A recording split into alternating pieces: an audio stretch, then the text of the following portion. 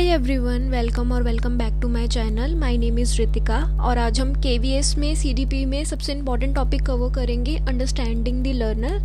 जो केवीएस का syllabus KVS ने इशू किया है उसमें जो फर्स्ट चैप्टर है वो है आपका अंडरस्टैंडिंग ऑफ लर्नर। तो हम टॉपिक वाइज सारे चैप्टर्स को कवर करेंगे सो दैट आपके एग्जामिनेशन में आपको कोई भी टॉपिक से रिलेटेड कोई भी क्वेश्चन आता है आप उसको ईजिली सॉल्व कर पाओ। तो चलिए, फर्स्ट जो टॉपिक है वो आपका है डेवलपमेंट एंड ग्रोथ। सो आपका जो ग्रोथ है, आपका ग्रोथ हमेशा क्वांटिटी को दर्शाता है। क्वांटिटी मीन्स आपकी हाइट, वेट, लेंथ, इन सब को दर्शाता है। तो फॉर एग्जांपल अगर कोई बच्चा है, उस बच्चे की आप अगर देखोगे तो उसमें कॉन्टिन्यूस ग्रोथ होता रहता है मैच्योरेशन तक। जैसे इसका वेट बढ़ जाना, इसकी हाइट बढ़ जाना, तो इसको हम कहते हैं ग्रोथ। ग्रोथ एक लिमिटेड टाइम तक होता है। आपने देखा होगा जब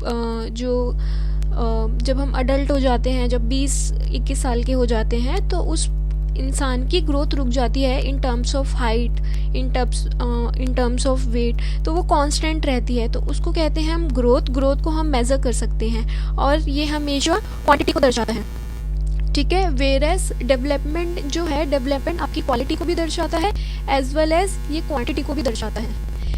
सो डेवलपमेंट जो है ये आपका ब्रॉडर टर्म है, मतलब डेवलपमेंट के अंदर ही ग्रोथ आता है। डेवलपमेंट में आपकी सारी चीज़ें कवर हो जाती है, जैसे आपका कॉग्निशन हो गया, आपकी मैच्योरेशन हो गई, ठीक है, आपका हाइट, वेट। डेवलपमेंट एक ब्रॉडर टर्म है, ठीक है।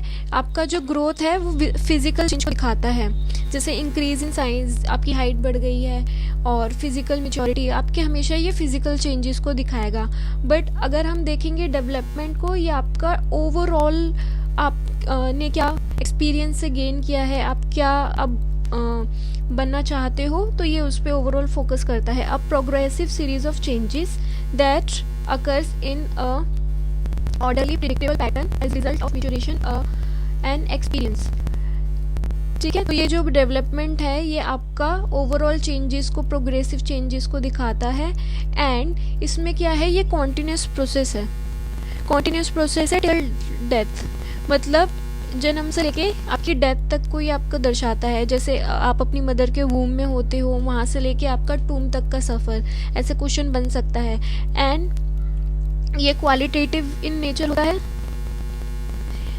एंड इसको हम इंटरप्रेट कर सकते हैं। इंटरप्रेट मीन्स जैसे फॉर एग्जांपल आप डांस में अच्छे हो तो हम प्रिडिक्ट कर सकते हैं कि मे बी इस बच्चे का जो करियर है डांस में ज़्यादा अच्छा बन सकता है।